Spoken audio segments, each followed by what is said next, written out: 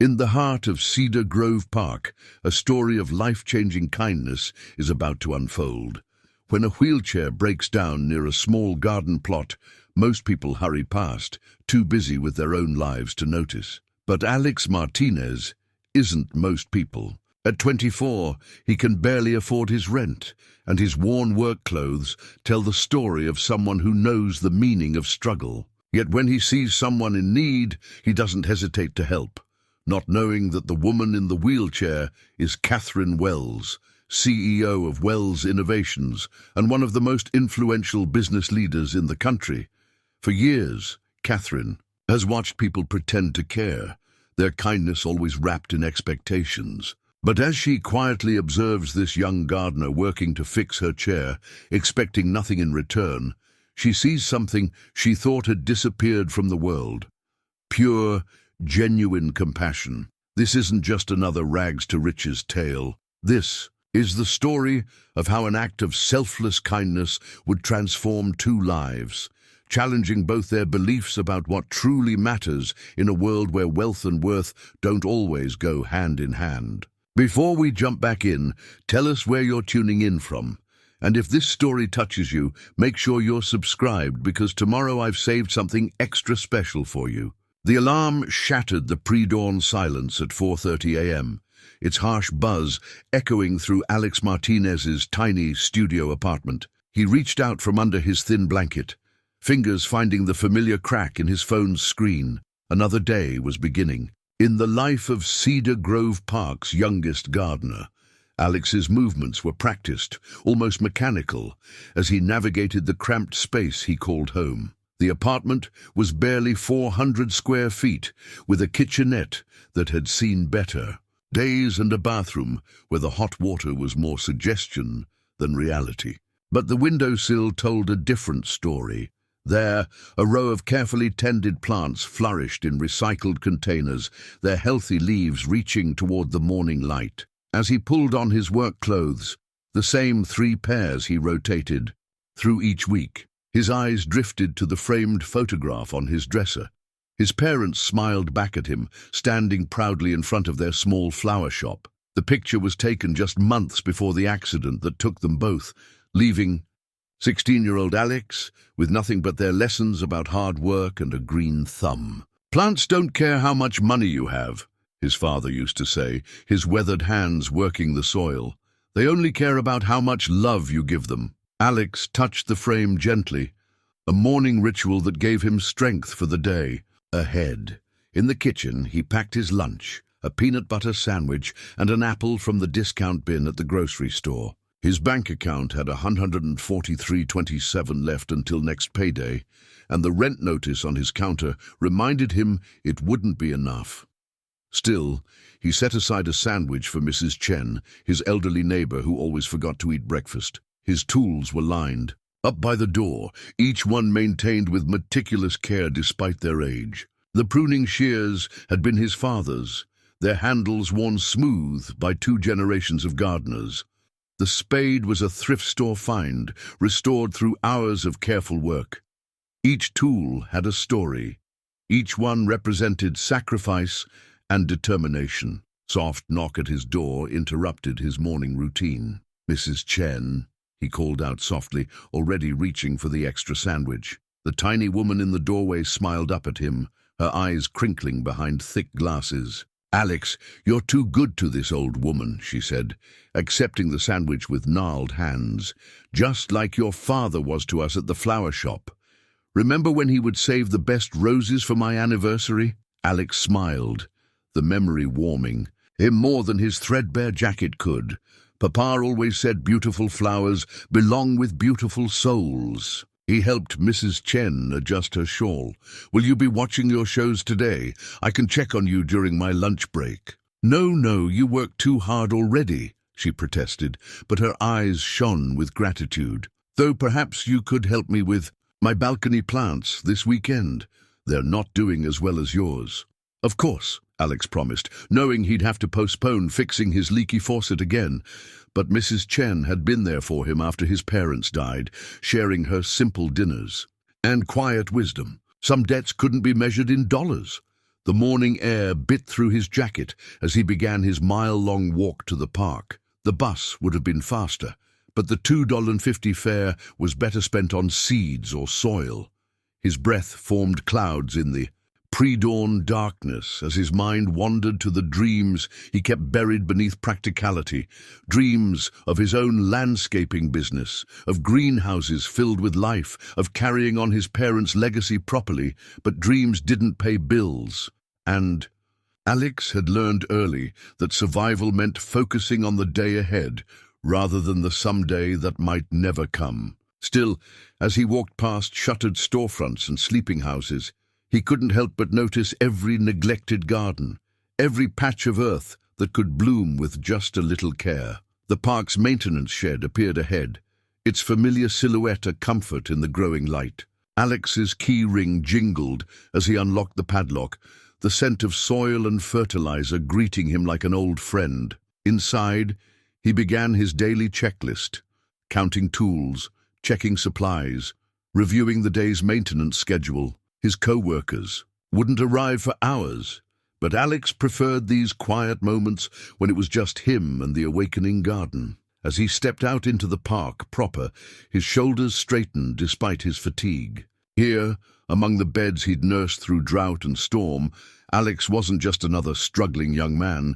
Here, his calloused hands could coax life from the earth, transform tangles into beauty, make order from chaos. Here, for a few precious hours each day, he was his father's son again, turning dreams into blooms, one plant at a time. The 47th floor of Wells Tower gleamed with the sterile perfection that Katherine Wells had come to despise. At 52, she commanded an empire worth billions, yet lately all she could see were the artificial smiles and calculated moves of those around her. The morning executive meeting was about to begin, and already she could feel the familiar weight settling onto her shoulders. "The quarterly projections are exceeding expectations, Ms. Wells," droned Marcus, her CFO, his perfectly pressed suit matching the polished boardroom table. "Our aggressive acquisition strategy has yielded a 17% increase in..." Catherine's attention drifted to the floor-to-ceiling windows, where Cedar Grove Park spread out like a green oasis amid the concrete jungle. Her temporary confinement to a wheelchair after a skiing accident had given her an unexpected gift, a legitimate excuse to escape these suffocating meetings. "For physical therapy," her doctor had said, recommending daily outdoor exercise. "Ms. Wells," Marcus's voice cut through her thoughts, "your input on the Morrison deal?" She turned back to the room full of expectant faces, all wearing the same careful masks of deference. When had business become so devoid of humanity?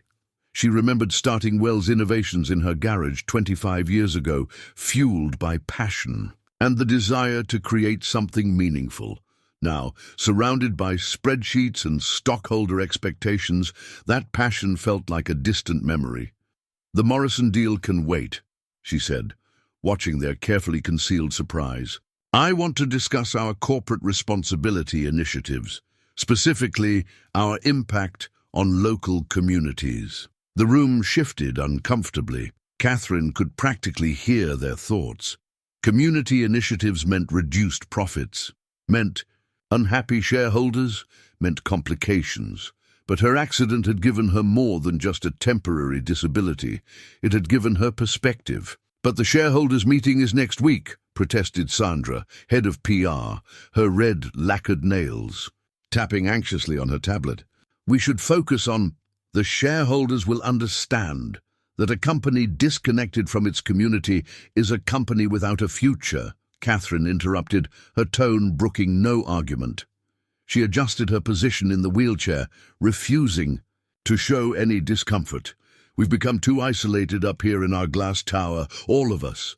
The meeting continued, but Katherine's mind was already elsewhere. For the past week, she had been spending her mornings in Cedar Grove Park, away from the artificial environment of boardrooms and balance sheets. She had watched children playing, elderly couples walking hand in hand, and gardeners tending to the earth with genuine care. It was like watching a different world, one where success wasn't measured in stock prices. After the meeting, Katherine wheeled herself to her private office, its vast space feeling more like a museum than a workspace. Awards and accolades lined the walls, each one representing a milestone in her career. But lately, they felt hollow, like artifacts from someone else's life. "Claire," she called to her assistant, "clear my morning schedule for the next 2 weeks, and please bring me the local community development reports." Claire appeared in the doorway, confusion evident beneath her professional demeanor. "All mornings. Ms. Wells, the board won't be pleased." "The board works for me, Claire, not the other way around." Katherine smiled, softening her words. "Sometimes we need to step away to see things clearly. And right now, I need to see something real." Later, as her private elevator descended to the underground parking garage, Katherine reviewed what she'd learned about the park. Cedar Grove was more than just a green space. It was a community hub maintained by a small, dedicated staff. The morning gardener had caught her attention particularly. Young, hard-working and seemingly indifferent to the wealthy executives who passed through on their way to surrounding office buildings. Her driver, James, waited with the modified company car. "The park again, Ms. Wells?" he asked, helping her. Transfer from the wheelchair to the back seat. After 15 years of service, he was one of the few people who spoke to her naturally. "Yes, James, but today, let's use the regular wheelchair, not the motorized one." At his questioning look, she added, "Sometimes limitations can be illuminating." The car wound through morning traffic, and Katherine watched the city transform. Up in her tower, everything looked small and manageable. Down here, among the people, life was messy, complicated and real. Her wheelchair had forced her to experience the city differently, to notice the uneven pavements, the steep ramps, the everyday challenges that her wealth usually insulated her from. "We're here, Ms. Wells," James announced, already moving to help her transfer to the wheelchair. "Shall I wait?" "No, I'll call when I'm ready." She settled into the chair, adjusting her simple clothes, chosen specifically to blend in rather than stand out. Sometimes the best way to see clearly is to be invisible. As James drove away, Katherine took a deep breath of morning air. Here, she wasn't the CEO of Wells Innovations. She wasn't the woman whose face graced business magazines or whose decisions affected thousands of lives. Here she was just another person in the park, and somehow that felt more real than anything she'd experienced in years. She began wheeling herself along the path, taking in the morning activity. The park was coming alive with joggers, dog walkers, and workers cutting through on their way to surrounding offices.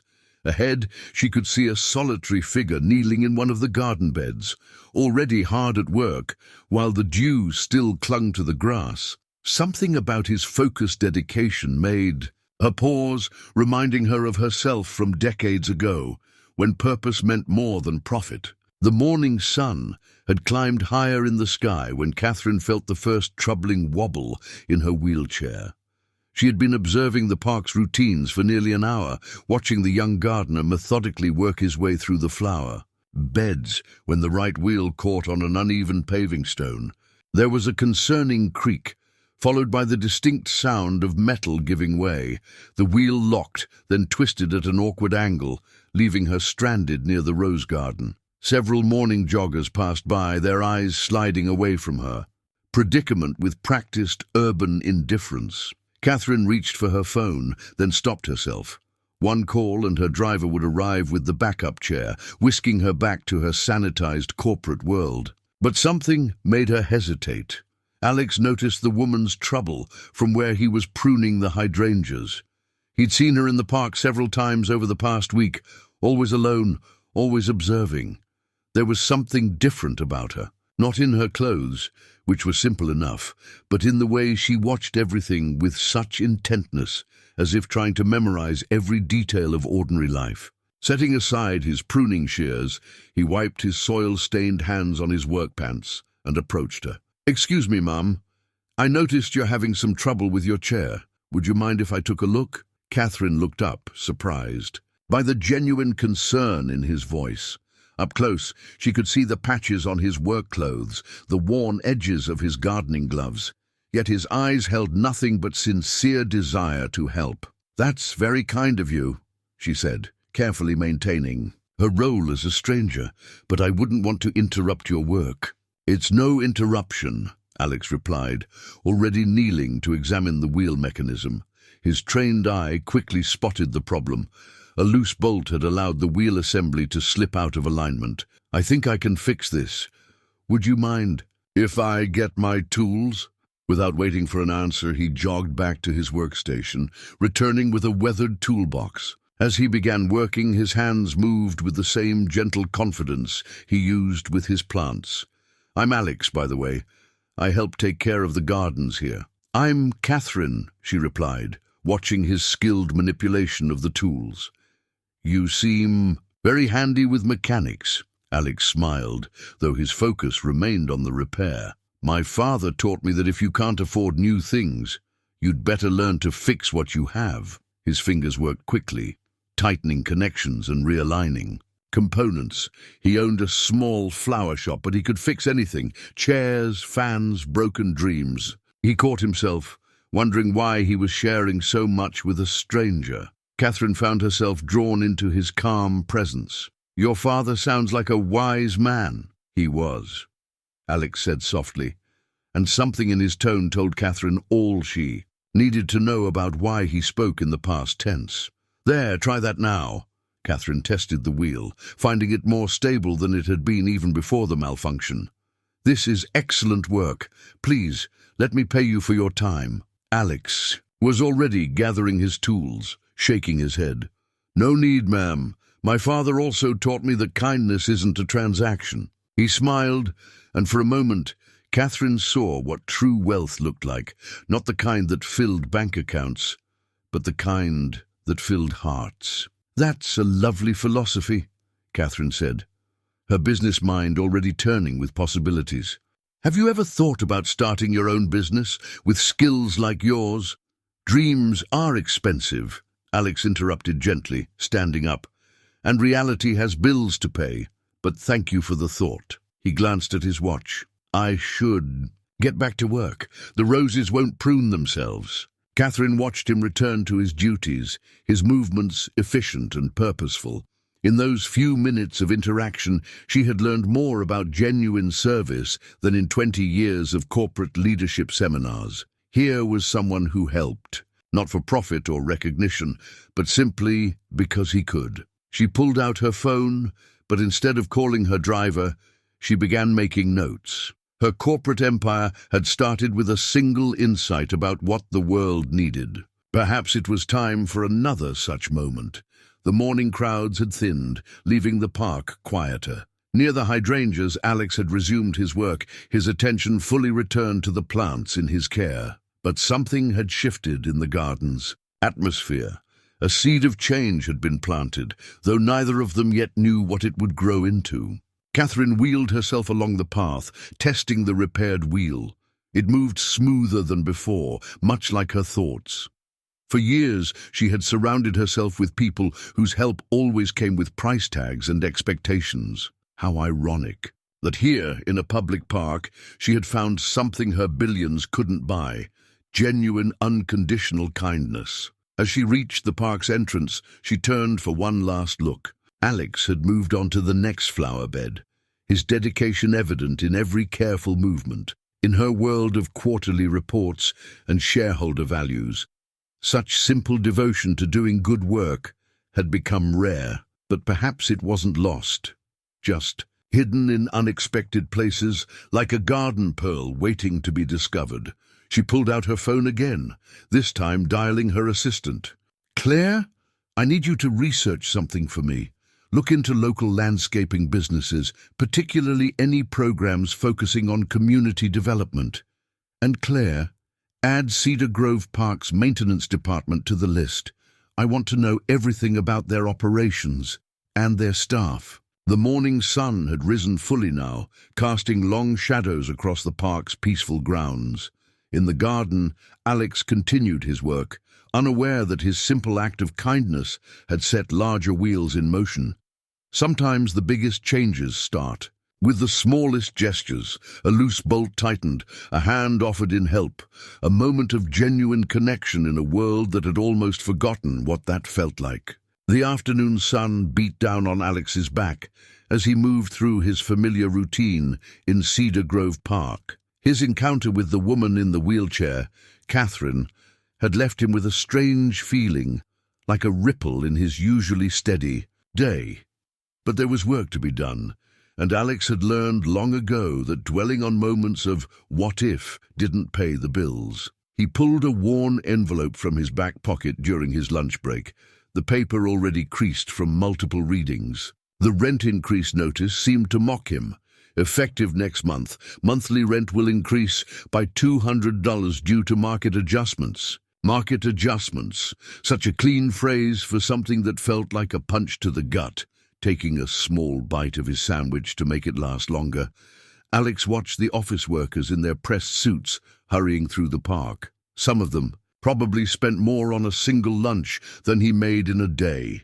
His co-worker Mike always told him he was foolish not to look for better-paying work, but Alex couldn't bring himself to leave the gardens. Here, at least, he could see the results of his labor, could watch things grow and flourish under his care. "Hey, garden man," a cheerful voice interrupted his thoughts. It was Tommy, one of the regular park visitors, walking his golden retriever. "The roses look amazing this year. My wife says they're the best she's seen them." Alex smiled, genuinely warmed by the compliment. "Thanks, Tommy. How's Sarah doing with her window box plants?" "Still killing them," Tommy laughed. "She was wondering if you might give her some tips. She'd pay for your time, of course." The offer was tempting. Extra money would help with the rent increase.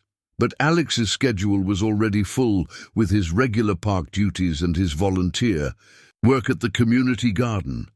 "Tell her to bring a photo of the plants to the park sometime. I'll take a look."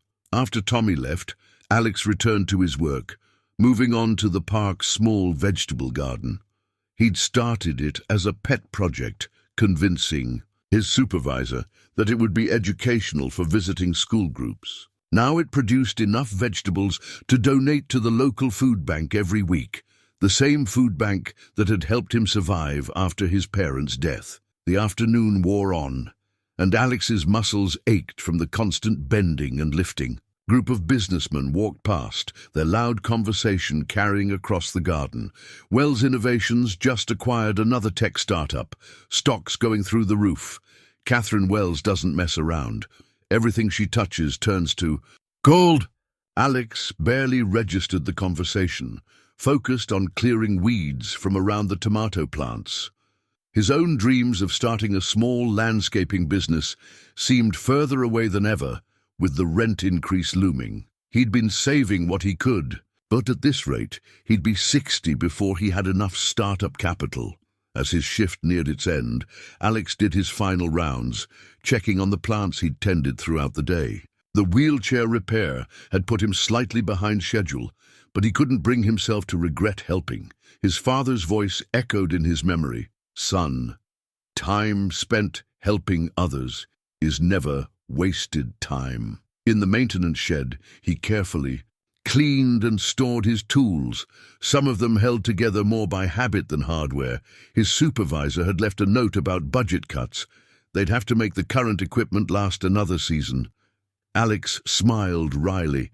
At least that was something he had plenty of practice with. Walking home in the growing dusk, Alex passed a small storefront for lease. He allowed himself a moment to imagine his own shop there, windows full of plants, a workshop for teaching, gardening classes, a chance to carry on his parents' legacy. But the for lease sign might as well have been on the moon for all he could afford it. Still, as he climbed the stairs to his apartment, Alex felt the familiar peace that came from a day spent working with growing things. He might not have much, but he had his father's hands and his mother's heart, and sometimes that felt like enough. Almost. Katherine sat in her home office that evening, her wheelchair positioned near the floor-to-ceiling windows overlooking the city lights. Her laptop displayed various tabs of research about Cedar Grove Park's maintenance staff, focusing on one, Name in particular, Alexander Martinez. Claire, she spoke into her phone's intercom, what else did you find about the young gardener? Her assistant's voice came through clearly. Quite interesting, actually. He's been working at the park for 6 years, started right after high school. His employee record shows perfect attendance, and he's received several commendations from park visitors. But here's what's remarkable. He runs a volunteer program at the Lincoln Street Community Garden 3 evenings a week, teaching children about gardening and sustainable food production. Katherine leaned back, remembering the gentle way Alex had handled her wheelchair repair. Any family? Parents deceased. Car accident 8 years ago. They owned Martinez Family Flowers on Oak Street, but it closed after their death. Alex was 16 at the time. He lived with his elderly neighbor, Mrs. Chen, until he turned 18. She still lives in the same apartment building. The pieces were falling into place. Katherine pulled up another document. The park's budget.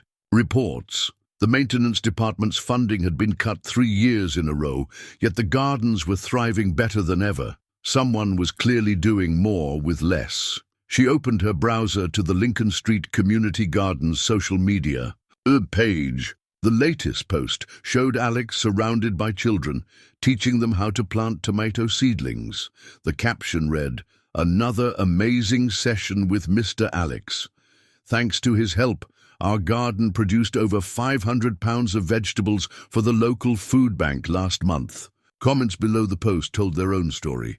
Mr. Alex helped my Jimmy overcome his fear of bugs by teaching him about beneficial insects. My daughter wants to be a botanist now because of these classes. Thank you for teaching us about composting. Our family started our own garden thanks to you. Katherine pulled up the property records for the community garden. The land was owned by a development company, one that had recently filed permits for construction. The garden's days were numbered, though Alex and his students didn't know it yet. She wheeled herself to her desk, picking up her father's old pocket watch, her lucky charm when making big decisions. Claire, one more thing. Get me the financial reports for our community development fund and schedule a meeting with the board for next week. I think it's time Wells Innovations invested in some local green initiatives. Opening her personal files, Katherine began a new document titled Project Garden. Her fingers flew across the keyboard as she outlined her plan. It was risky. The board would question investing in small-scale community projects when tech acquisitions promised bigger returns. But watching Alex work had reminded her of something she'd almost forgotten. The biggest returns couldn't always be measured in dollars. She paused her typing, looking at a close-up photo of the park's rose garden, Alex's handiwork. In her world of corporate takeovers and million-dollar deals, genuine passion like his was rare. People usually wanted something from her: money, power, connections. But Alex had helped her without a second thought, refusing payment not out of pride, but out of principle. The irony wasn't lost on her. Here she was, one of the wealthiest women in the city, secretly plotting to help someone who had freely helped her. But she recognized something in Alex. The same drive and dedication she'd had before success had insulated her from the real world. Her phone buzzed with a message from her physical therapist, reminding her she only needed the wheelchair for another week. Soon she'd return to her normal routine, but something had changed. She'd seen her empire from ground level, had experienced kindness without agenda, and she couldn't unsee it. Katherine saved her document and closed the laptop. Tomorrow, she would return to the park, not just to observe, but to set her plan in motion. Alex Martinez had given her something priceless without even knowing it, a chance to reconnect with the purpose she'd lost along the way. Now it was her turn to give something back, if only he would accept it. The late afternoon sun cast long shadows across the Lincoln Street Community Garden as Alex set up for his evening class. A dozen small garden plots, each bursting with vegetables and flowers, formed the heart of what had become his second home. Children's laughter echoed from the playground next door, growing louder as his young students began arriving for their twice-weekly gardening lesson. "Mr. Alex, Mr. Alex!" 8-year-old Maria ran up, her dark braids bouncing. "The sunflower you helped me plant is taller than my dad now." She grabbed his hand, pulling him toward her family's plot where, indeed, a magnificent sunflower towered. "Overhead. That's because you took such good care of it," Alex said, crouching down to her level. "Remember what we said about plants? They're like friends," Maria recited proudly. "They need love, attention, and lots of patience." More children gathered around, ranging from 6 to 13 years old. Most came from the surrounding low-income neighborhood, their families struggling to afford fresh vegetables. The community, a garden, had changed that, one plot at a time. "Okay, everyone," Alex called out, pulling a wheeled cart of supplies from the storage shed. "Today we're learning about soil composition and why it matters. Who remembers what we need for healthy soil?" "Worms!" shouted Tommy, a freckled 7-year-old who used to be terrified of insects until Alex taught him about their importance to the garden ecosystem. "Good start, Tommy. What else?"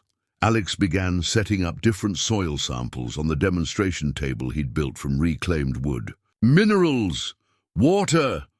Organic matter!" the children called out, showing off their knowledge. Lily, one of the older students, raised her hand. "Mr. Alex, my mum wants to know if you could help us start a garden at home. She says she'll pay you." Alex's heart squeezed. It was the third such offer this week, and like the others, he'd have to turn it down. Between his park duties and volunteer work, there weren't enough hours in the day. Still, the idea of expanding, of teaching more people about gardening, tugged at him. "Let's focus on today's lesson," he said gently. "Everyone gather round. We're going to do an experiment with different types of soil." For the next hour, Alex guided his students through testing soil samples, explaining how different compositions affected plant growth. He watched their faces light up with understanding, saw the moment when abstract concepts became concrete knowledge. This was what his parents had loved about their flower shop. Not just selling plants, but sharing knowledge, building community. "Now, who can tell me why this soil isn't good for growing vegetables?" he asked, holding up a clay-heavy sample. "It's too hard," shouted Miguel, poking at the dense earth. "The roots can't grow." "Exactly. And what could we add to make it better?" As the children debated soil amendments, Alex noticed a familiar figure at the garden's entrance. Mrs. Chen, carrying her signature container of dumplings. "Take 5 minutes to write your observations in your garden journals," he told the class. "Then we'll talk about next week's harvest festival." Mrs. Chen smiled as he approached. "You remind me so much of your father when you teach," she said, handing him the container. He would be proud to see this. Alex accepted the dumplings, knowing better than to refuse. "Thank you, Mrs. Chen. But you don't need to keep feeding me." "Nonsense. You give so much to these children, to their families. Someone needs to take care of you too." She patted his arm. "Your mother always said a garden grows best when the gardener is well fed." Looking around at the thriving plots, Alex felt a familiar ache of possibility. With proper funding, this program could expand. He could teach parents alongside their children, help more families grow their own food, maybe even... He stopped himself. Dreams were dangerous things when you could barely make rent. "Mr. Alex," Maria called, "can we show Mrs. Chen our composting project?"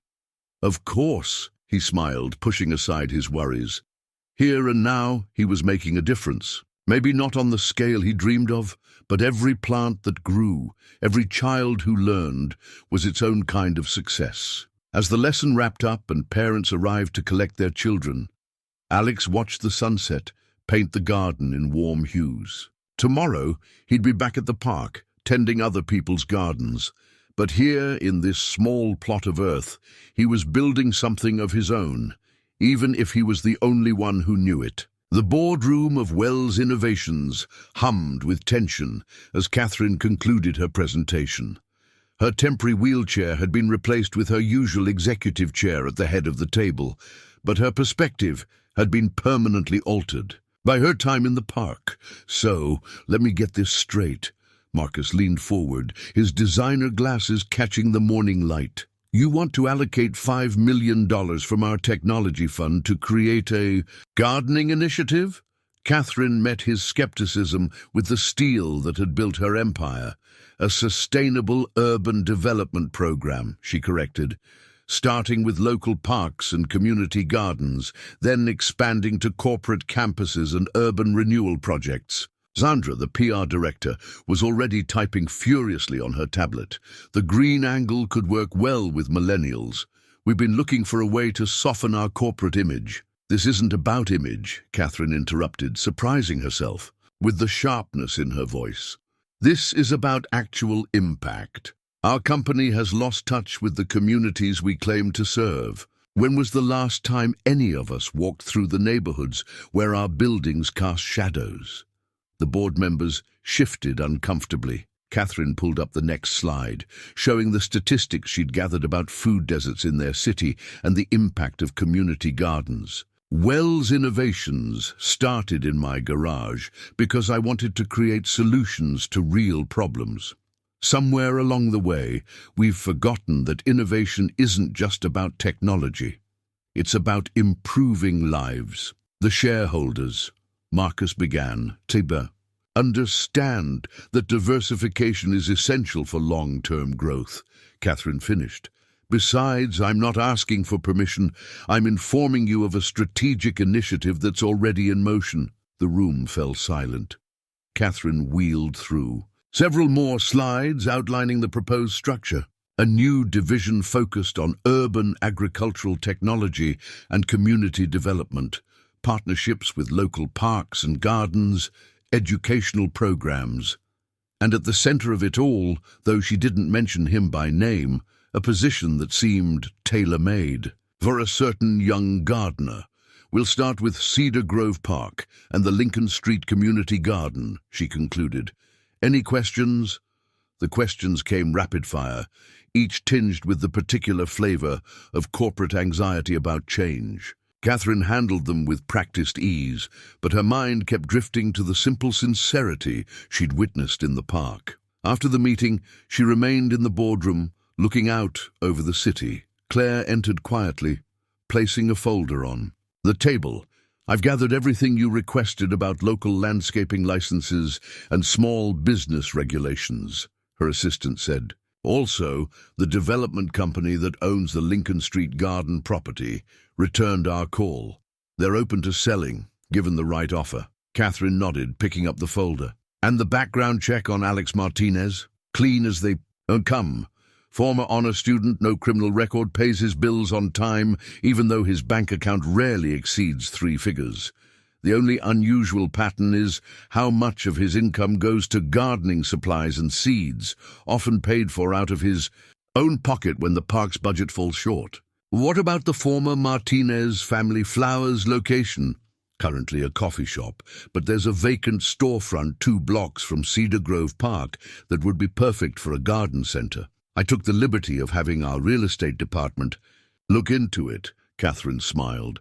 Claire's efficiency was one of the reasons she'd risen from secretary to executive assistant. Thank you. Draft a proposal for a pilot program. We'll need someone to run it, someone with both practical experience and teaching ability. And if this someone declines? Claire asked carefully. Katherine thought back to the pride in Alex's voice when he'd refused payment for fixing her wheelchair. This wouldn't be a simple matter of throwing money at a problem. She'd have to be careful, strategic. He won't if we present it properly. This isn't charity. It's an investment in proven talent. She turned from the window. Schedule another park visit for tomorrow morning. I think it's time for a proper introduction. After Claire left, Katherine reviewed the documents, adding notes in her precise handwriting. On paper, it looked like a standard corporate expansion, but she knew it was more than that. In Alex Martinez, she'd seen a reflection of her younger self, someone with the vision and drive to create something meaningful, lacking only the opportunity. She'd built her fortune by recognizing potential where others saw nothing. Now it was time to prove that the greatest investments weren't always about the bottom line. The morning dew still clung to the grass when Katherine returned to Cedar Grove Park, this time walking with a slight limp but free of the wheelchair. She found Alex exactly where she expected, kneeling beside a bed of autumn chrysanthemums, carefully removing spent blooms to encourage new growth. "Good morning, Alex," she called softly, not wanting to startle him. He looked up, recognition flickering across his face. "Oh, hello. Nice to see you're doing better." His eyes moved to her legs, the wheelchair. "Just temporary, thankfully." She smiled, watching him work. "Those flowers are beautiful. They're fighters," Alex replied, gently supporting a heavy bloom. "People think chrysanthemums are delicate, but they're actually some of the hardiest flowers we have. They just need the right conditions to thrive." Katherine recognized the opening she needed. Like most living things, sometimes all it takes is the right environment and opportunity. Alex stood, brushing soil from his knees. Something in her tone made him pay closer attention. "Did you need help with something?" "Actually, I came to offer you help, or rather, an opportunity." She gestured to a nearby bench. "Do you have a moment to talk?" Alex checked his watch. He had 15 minutes before he needed to start pruning the rose garden. "Sure, but I can't talk long." They sat, and Katherine pulled a sleek folder from her bag. "I represent a company interested in launching a new urban agriculture initiative. We're looking for someone to develop and run a pilot program, starting with this park and the Lincoln Street Community Garden." Alex's eyes widened slightly at the mention of his volunteer project. "How do you know about—" "I've done my research," Katherine interrupted gently. "Your work here, your teaching program, the impact you've had on local families, it's impressive. We want to give you the resources to expand that impact." She opened the folder, revealing professional renderings of a modern garden center. This would be phase 1, a full-service urban agriculture center offering supplies, classes, and community support programs. You'd have complete creative control, proper funding, and the opportunity to implement your ideas on a larger scale. Alex stared at the drawings, his heart racing. The facility was everything he'd ever dreamed of, down to the teaching greenhouse and community workshop space. But something didn't add up. Why me? And why now? Because you understand something many people don't, that gardening is about more than plants. It's about nurturing growth, building community, creating sustainable change. Katherine's voice softened. "I saw how you fixed my wheelchair without hesitation, expecting nothing in return. That kind of genuine care is rare." Alex closed the folder, though his fingers lingered on its surface. "This is overwhelming. I mean, I'm just a gardener. I don't have a business degree, or you have something more valuable.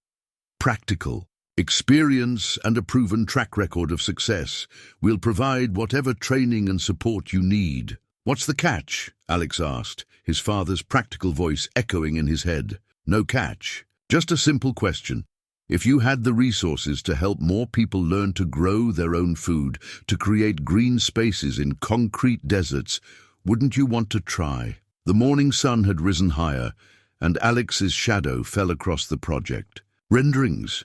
Everything he'd ever wanted was right there in that folder, but years of struggling had taught him to be wary of things that seemed too good to be true. "I appreciate the offer," he said carefully, "but I'd need time to think about it. This is a lot to process." Katherine smiled, standing. "Of course. Take all the time you need." She handed him a business card. "When you're ready to discuss details, call me." Alex glanced at the card, then did a double-take as he read the name.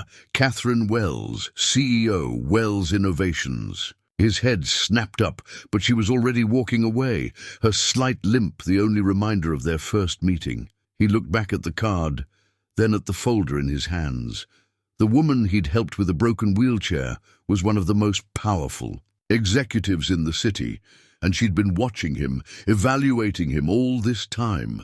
The chrysanthemums swayed gently in the morning breeze, their sturdy blooms facing the sun. Alex tucked the folder and card into his work bag, his mind spinning. He had roses to prune, but for the first time in years he allowed himself to dream, really dream about what might be possible. That evening, Alex sat at his small kitchen table.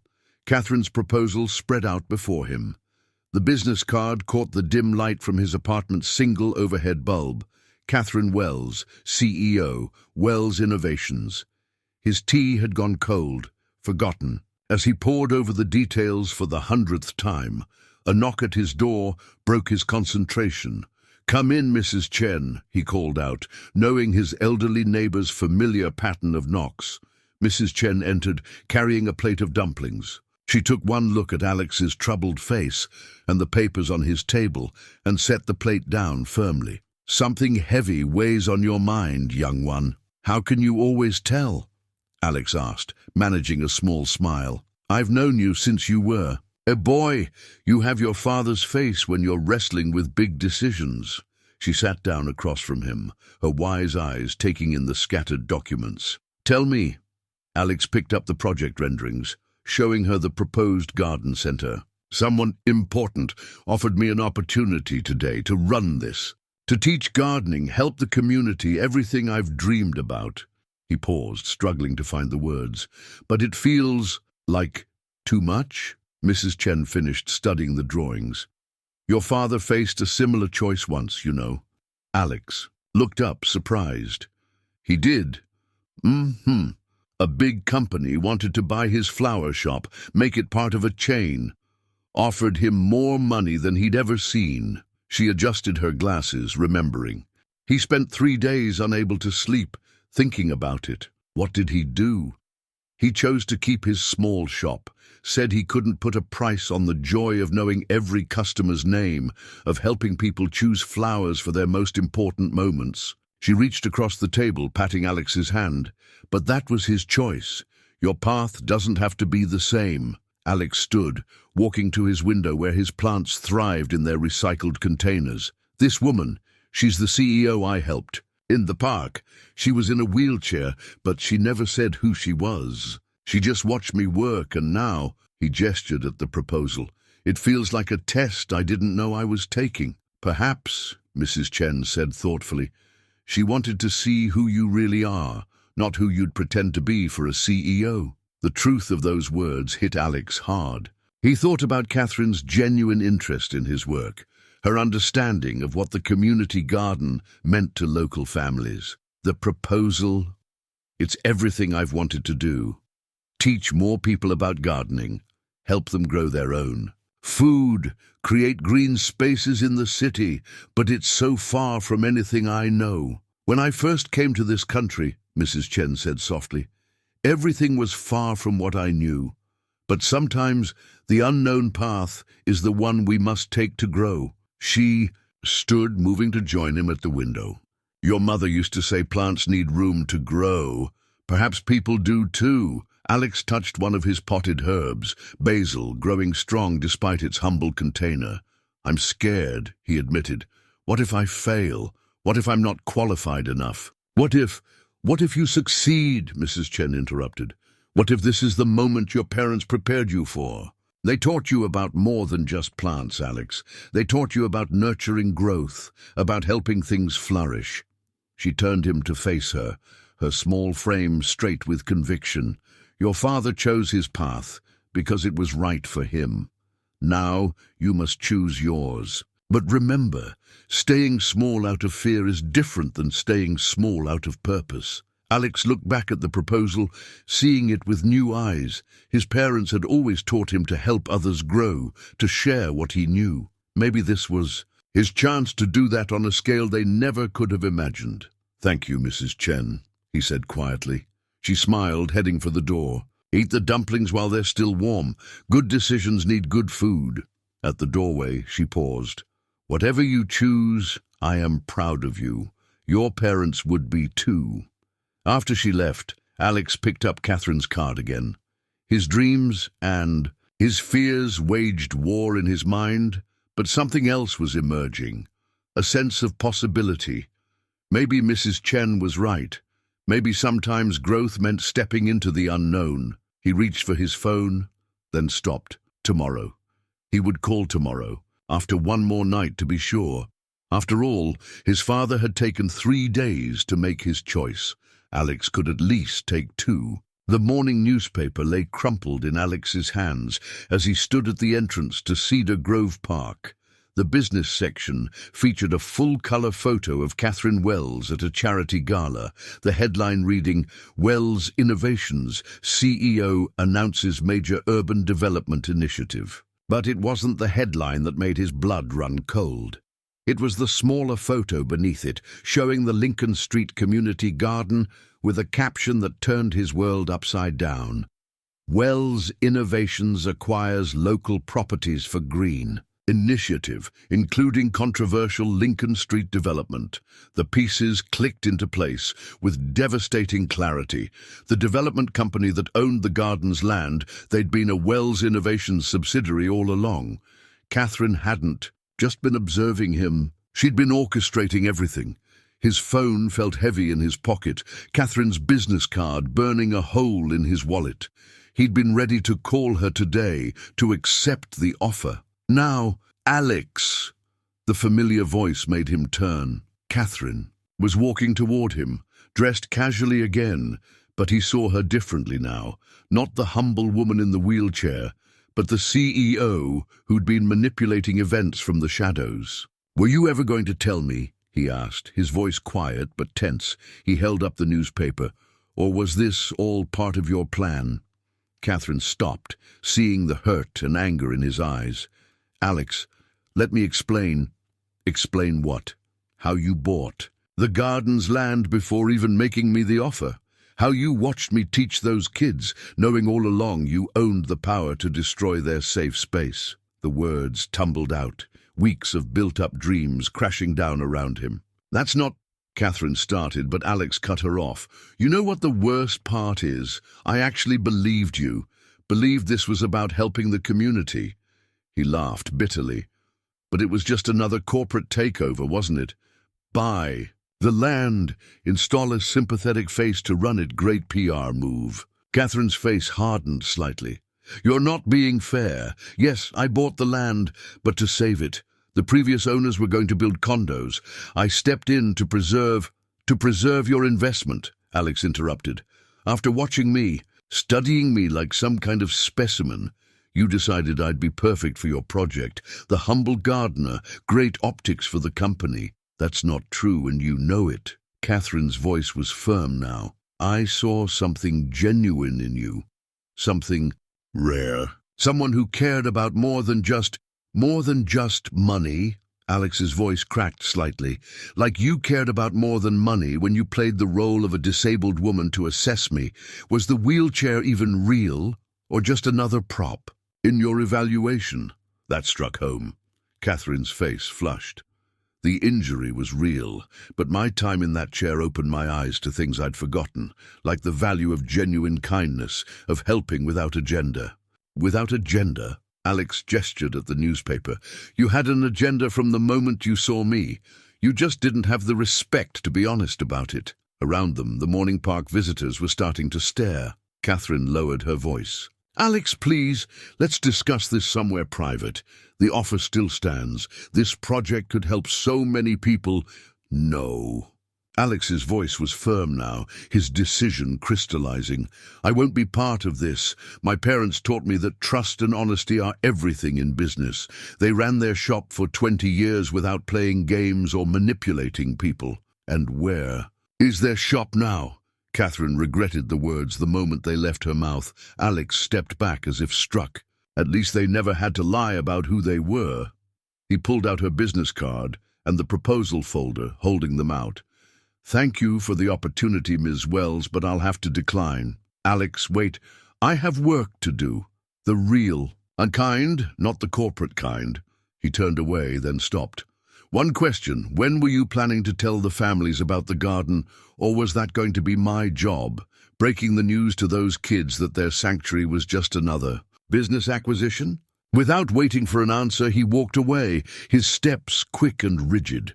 Katherine watched him go, the rejected proposal heavy in her hands.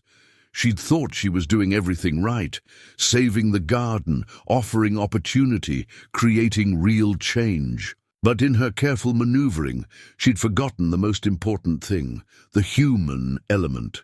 A group of morning joggers passed between them, and when they cleared, Alex was gone, disappeared into the gardens he tended so faithfully.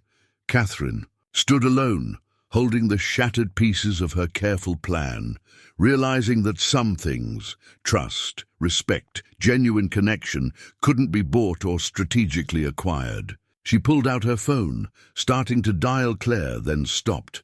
No, this couldn't be fixed with corporate solutions or strategic planning. For the first time in years, Katherine Wells, CEO of a billion-dollar empire, had no idea what to do next. In the distance, the Lincoln Street Community Gardens gates were opening for another day. Children would soon arrive for their lessons, not knowing their beloved garden's fate hung in the balance. Katherine had thought she was writing a story of opportunity and transformation. Instead, she'd managed to destroy something precious. The very trust and authenticity she'd admired in Alex from the start. The morning sun climbed higher, casting stark shadows across the park's winding paths.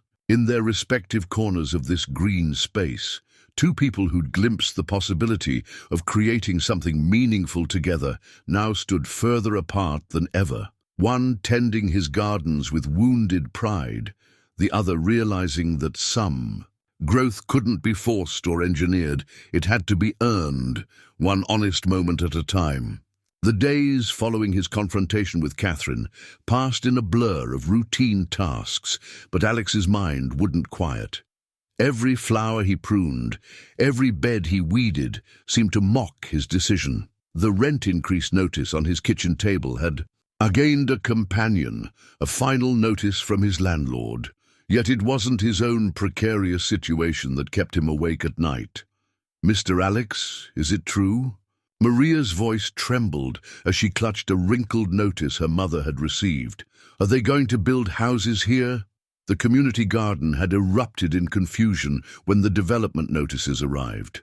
Alex had been blindsided along with everyone else, the official notifications making no mention of Wells' innovations or Katherine's offer. Just another corporate development project threatening to swallow up their green sanctuary. "I don't know, sweetheart," he lied, his heart heavy.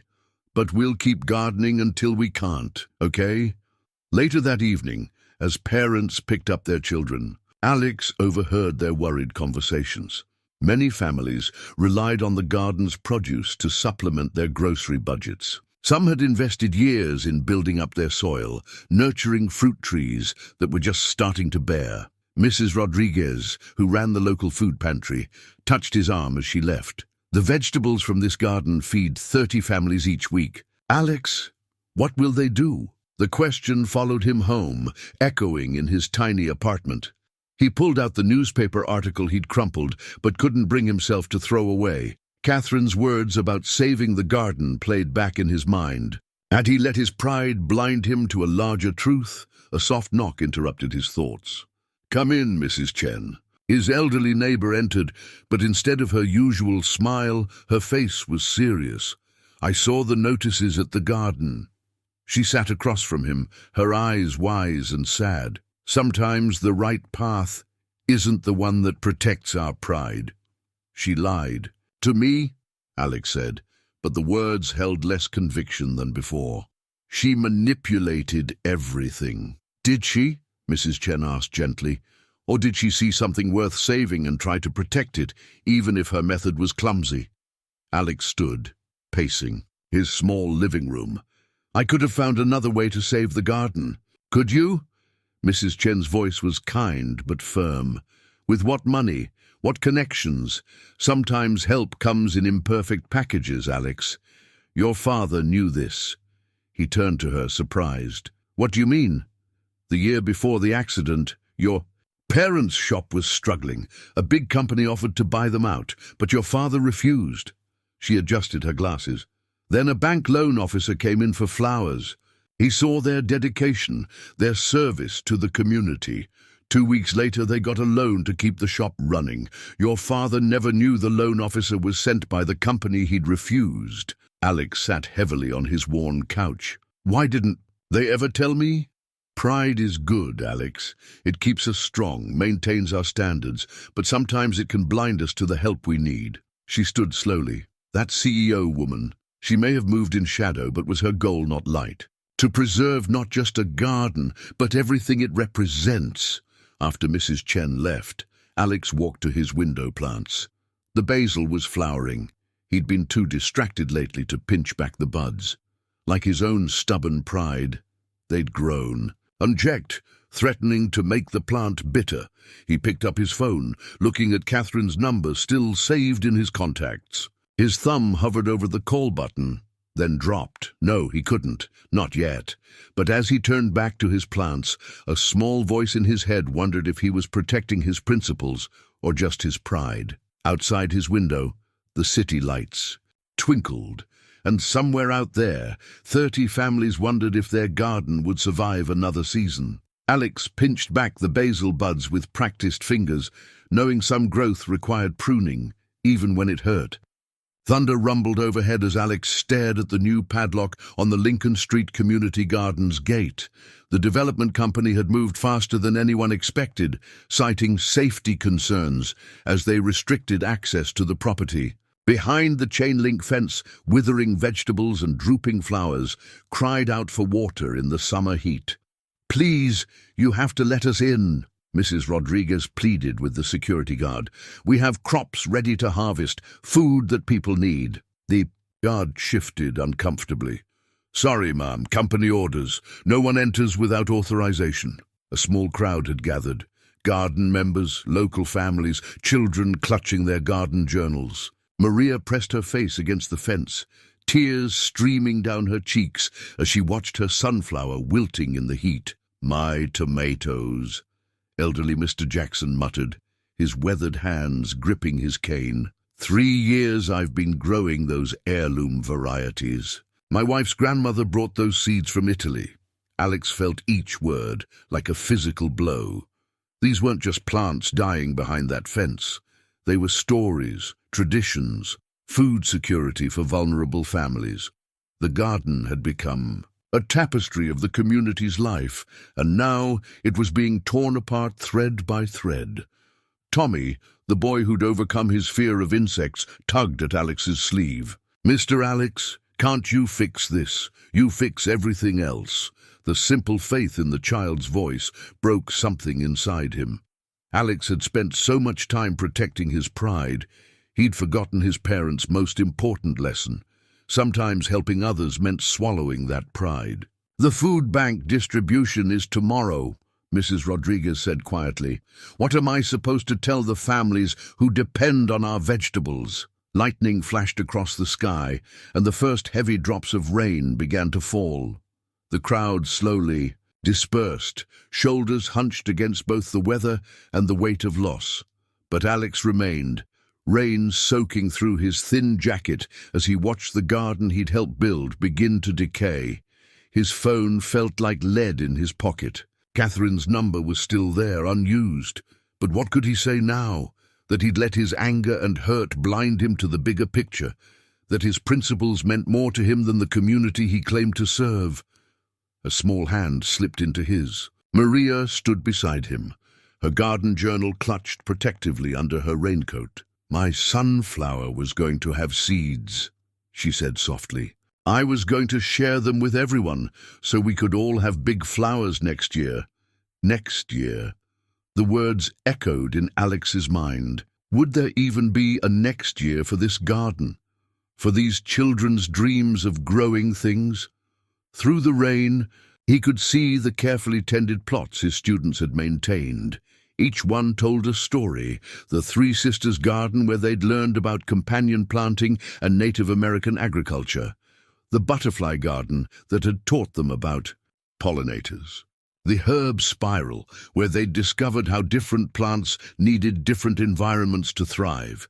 Mrs. Chen's words came back to him. Sometimes the right path isn't the one that protects our pride. Lightning flashed again, illuminating the development notice sign now posted prominently on the fence. In that brief, brilliant moment, Alex saw the future clearly. Concrete where gardens had bloomed, luxury apartments where children had learned to nurture life. Unless thunder crashed overhead, and Maria jumped, squeezing his hand tighter.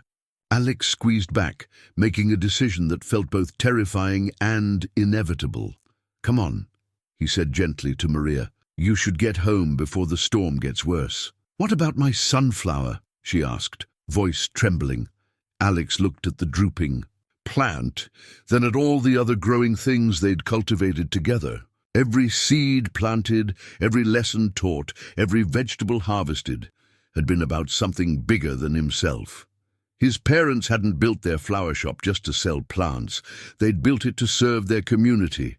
"I promise you," he said, kneeling to meet her eyes, "I'm going to do everything I can to save our garden. Sometimes," he paused, the truth finally settling in his heart, "sometimes we need help to save the things we love." As Maria's mother led her away, Alex pulled out his phone. The rain fell harder, but he barely noticed it. His fingers hovered over Katherine's number, pride wrestling with necessity in his mind. Behind the fence, the garden waited, its future, hanging in the balance between one man's principles and an entire community's needs. Back in his apartment, Alex stood dripping rainwater onto his worn floor, Katherine's business card bent and softened in his wet hands. The storm outside matched the tumult in his mind as memories and voices competed for attention. His father's voice came first. "Son, pride is good when it drives you to do better, but dangerous when it stops you from doing good." The words echoed from a long-ago lesson, delivered while they repaired a customer's damaged flower arrangement free of charge. Lightning illuminated his windowsill plants, their leaves shivering in the storm's wind. Each pot told a story of resourcefulness. Coffee cans, old boots, anything that could hold soil and nurture life. He'd taken pride in making things work with whatever he had. But now, was that same pride destroying something bigger than himself? A thunder crash brought another memory. His mother, negotiating with suppliers to get flowers for a poor family's funeral. Sometimes, Alex, helping others means letting go of how you think things should be done and accepting how they can be. Done, he pulled out his phone, scrolling through recent news articles about Wells innovations. There it was, Katherine's urban development initiative. The corporate language was dry, but between the lines, he saw something he'd missed before. The project wasn't just about gardens. It was about access, education, community empowerment. Everything he'd been trying to achieve, but on a scale he could never manage alone. His wet clothes clung uncomfortably as he paced his small apartment. The rejection letter from his latest loan application lay on the table. Another dead end. In his attempt to find an alternative solution for the garden, next to it, the eviction warning from his landlord reminded him that pride wouldn't pay his rent either. A soft knock at his door preceded Mrs. Chen's entrance. She took one look at his drenched state and disappeared, returning moments later with a towel and her familiar knowing expression. "The garden is locked," he said before she could speak. "They're not even letting people harvest their food. And you're standing here, dripping on your floor, instead of calling the one person who could help." Her direct gaze held no judgment, only wisdom. "I was wrong about her methods," Alex admitted, drying his hair. "But that doesn't change the fact that she what? Saw value in what you built, wanted to preserve it, tried to help in the only way she knew how." Mrs. Chen picked up the business card from where he'd set it.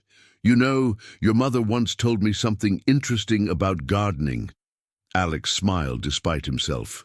Everything Mom said was about gardening. She said sometimes the strongest plants are those that bend in the storm, rather than standing rigid and breaking. Mrs. Chen pressed the card back into his hand. "Perhaps this is your moment to bend, Alex." He looked at the card.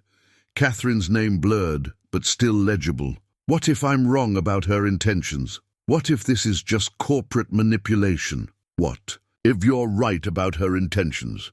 What if this is exactly what it appears to be? Someone with means, seeing value in something you created and wanting to help it grow. She moved to his window, touching one of his improvised planters. These plants grow because you gave them a chance, even in unlikely containers. Perhaps it's time to give her the same chance. The storm's intensity was fading, but its energy still charged the air. Alex thought of Maria's sunflower, of Mr. Jackson's tomatoes, of all the families who relied on the garden's harvest. His pride had gotten him this far, helped him survive and stay true to his principles. But maybe true. Strength lay in knowing when to hold firm and when to bend. He picked up his phone, Katherine's number on the screen. His finger hovered over the call button as one final memory surfaced. His father's voice again, from the day they'd planted their shop's first window display. "Remember, son, a garden grows best when many hands tend it. None of us can do everything alone." Taking a deep breath, Alex pressed the button. It was time to see if corporate wealth and community values could grow together, like companion plants in the same soil. The Wells Innovations lobby felt like another world. Alex's work boots left faint marks on the polished floor as a security guard escorted him to the executive elevator. His reflection in the mirrored walls showed a man caught between worlds, still in his gardening clothes, soil under his fingernails, but carrying himself with quiet dignity. Katherine's office occupied the entire top-floor corner of the building. Through floor-to-ceiling windows, Alex could see Cedar Grove Park in the distance, a green jewel amid the concrete. He wondered if Katherine chose this office specifically to keep the park in view, or if it was just another corporate status symbol. Alex. Katherine rose from behind her desk as he entered. Gone was the casual park visitor he'd first met. Here stood the CEO, but there was something different in her eyes, a wariness, perhaps even hope. "Thank you for coming. Thank you for seeing me without an appointment," he replied, remaining standing even as she gestured to a chair. "I needed to talk to you about the garden." "I know." She moved around her desk, choosing to lean against it rather than maintain the barrier between them. "I saw the locks yesterday. That wasn't my order, Alex. The development company acted on standard procedure before I could stop them. Those families rely on that food," Alex said, his voice tight. "Those children have built something beautiful." Katherine finished. "I know. It's why I wanted to protect it in the first place." She paused, then added quietly, "Though I handled that badly." The admission hung in the air between them. Alex finally sat, his hands clasped in his lap. "Why didn't you just tell me who you were from the beginning?" "Because I wanted to see the real you, not the version people present to a CEO." She smiled slightly. "The wheelchair wasn't planned, but it turned out to be enlightening. It showed me who helps simply because they can, not because they expect something in return. And the land purchase, the development notices, insurance." Katherine moved to the window, gazing at the park. "I've seen too many good projects destroyed by corporate bureaucracy. I needed to secure the land before presenting the initiative to the board. But I should have told you once I made the offer." Alex joined her at the window. From this height, the city's patterns became clear, patches of green fighting against expanding concrete. "I let my pride get in the way," he admitted. "I was so focused on feeling manipulated, I forgot about the people who needed help. And I was so focused on making everything perfect before revealing it, I forgot that trust is built on honesty." Katherine turned to face him. "I'm not used to asking for help, Alex. I'm used to making things happen through corporate power. But this project, it needs something more than that. It needs heart." "It needs both," Alex said slowly, understanding dawning. "Corporate resources and community connection, structure and soul." He met her eyes. "You didn't just want to give me a job, did you? You wanted a partner who understood both worlds." "Yes." Katherine's answer was simple, but charged with meaning. "Someone who could bridge the gap between boardrooms and garden beds. Someone who knows that real growth takes more than just money. It takes patience, understanding, and genuine care." Alex thought of his students at the garden. of Mrs. Rodriguez's food bank deliveries, of Maria's sunflower wilting behind a locked gate. Then he thought of Katherine's vision, spreading that impact across the city, creating spaces where more children could learn to nurture life. "I have conditions," he said finally. "I'm listening. The garden reopens immediately. We start there, prove the model works. And we involve the community in every decision. These aren't just projects to them, they're part of their lives." Katherine nodded. "Agreed. Anything else?" "Yes." Alex stood straighter, channeling every lesson his parents had taught him about business and integrity. Complete honesty from now on. Both directions. No corporate games, no hidden agendas. "Partners, then." Katherine extended her hand. Alex looked at it for a moment, then reached out with his soil-stained fingers to shake it firmly. "Partners." The Lincoln Street Community Garden hummed with activity under the morning sun.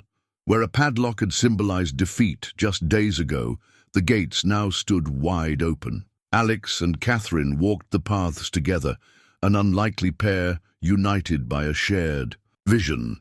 "The teaching greenhouse will go here," Alex explained, gesturing to a cleared area, large enough for classes, but small enough to maintain the garden's character.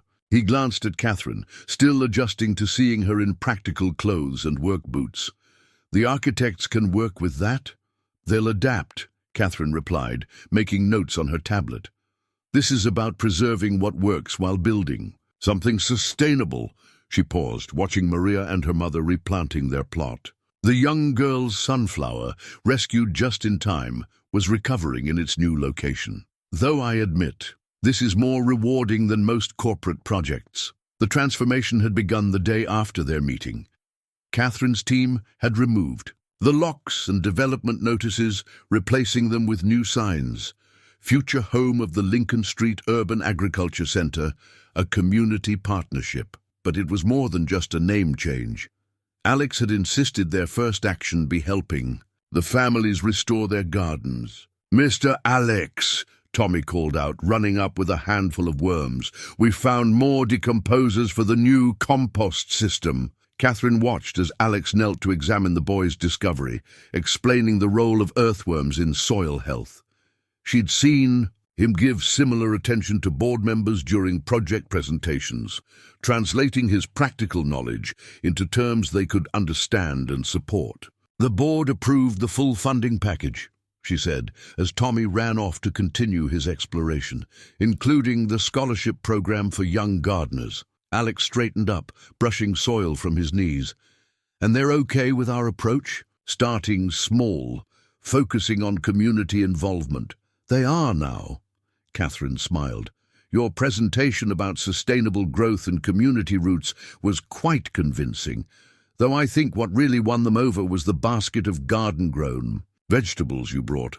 Together they moved to the new community bulletin board, where the center's plans were displayed. Local artists had decorated the borders with paintings of flowers and vegetables, while photographs showed the garden's history and hoped-for future. Most importantly, a suggestion box invited community input on every aspect of the development.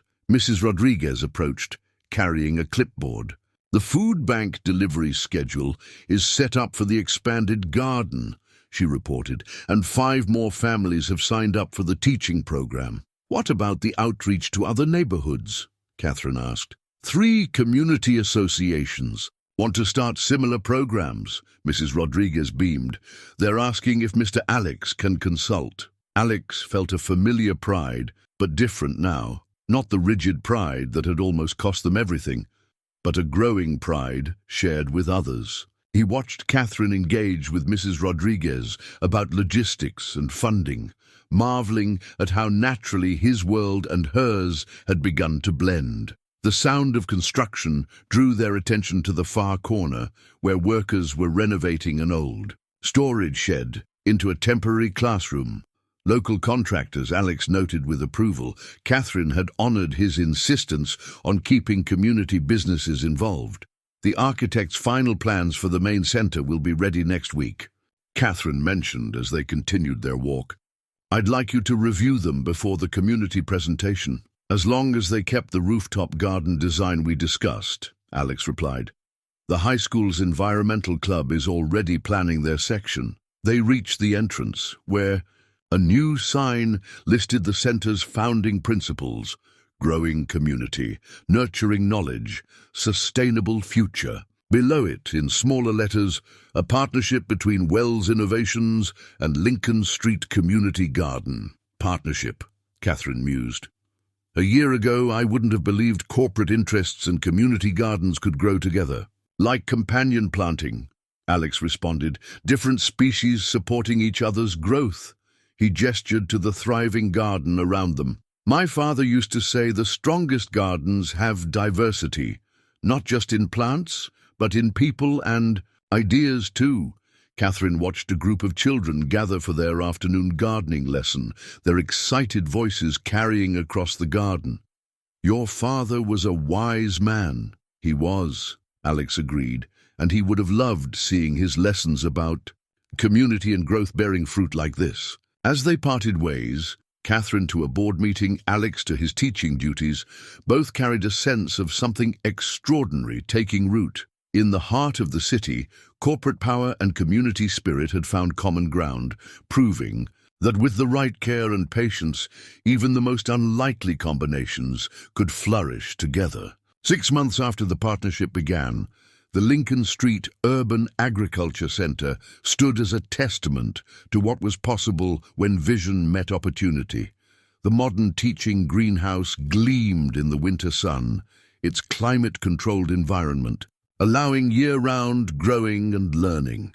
Inside, Alex moved between rows of students, each tending their own experimental gardens. Remember, he called out to his adult education class, sustainable growing isn't just about the plants, it's about building systems that last. He caught Katherine's eye as she slipped quietly through the door, now a regular visitor to the classes.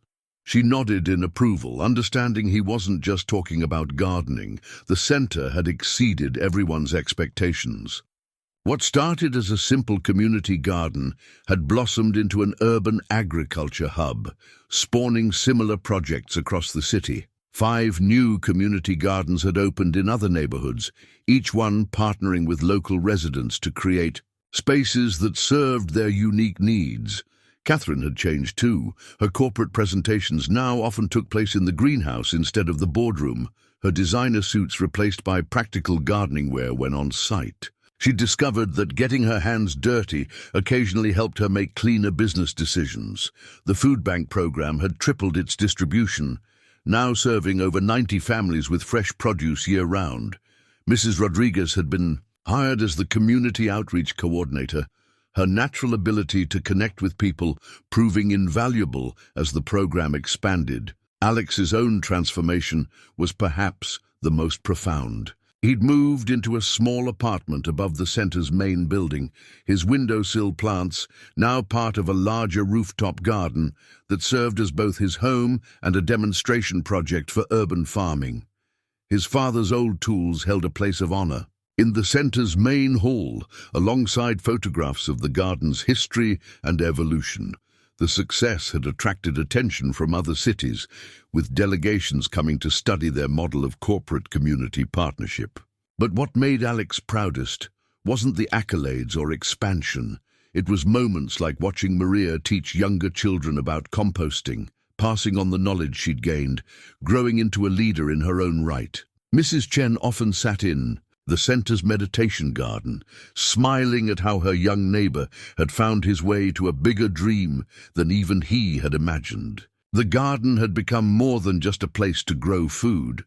It was a place where community grew, where corporate resources and local wisdom combined to create something greater than the sum of its parts. One morning, as the first snow of winter dusted the greenhouse roof, Katherine found Alex tending the original garden beds, now part of a historical display about the center's origins. "Still getting your hands dirty?" she asked, her tone warm with friendship. "Always," he replied, standing to survey their shared creation.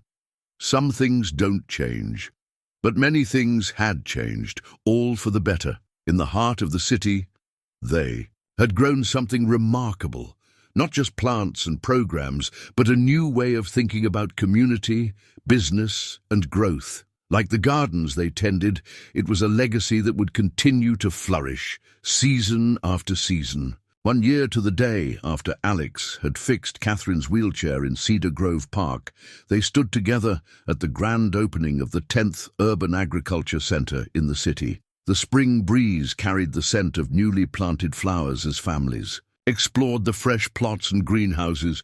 "Did you ever imagine this?" Katherine asked, watching a group of corporate volunteers working alongside community members to set up garden beds. Alex smiled, fingering the worn business card he still kept in his wallet as a reminder of how it all began. "Actually, my parents, it did.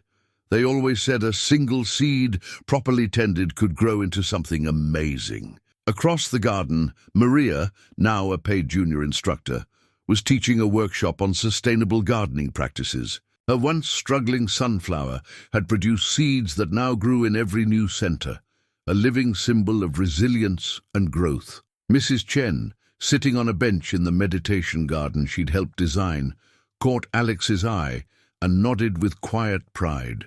Near her, the plaque commemorating Martinez family flowers stood as a reminder of where his journey had begun. "You know," Katherine said, watching a new family receive their first plot assignment, "sometimes the best things grow in unexpected places. Like kindness in a corporate boardroom," Alex teased, "or wisdom in a community garden," she replied. Warmly, together, they watched the sun set on their growing legacy, knowing that this was more than just an ending. It was a continuation of something that would flourish for generations to come.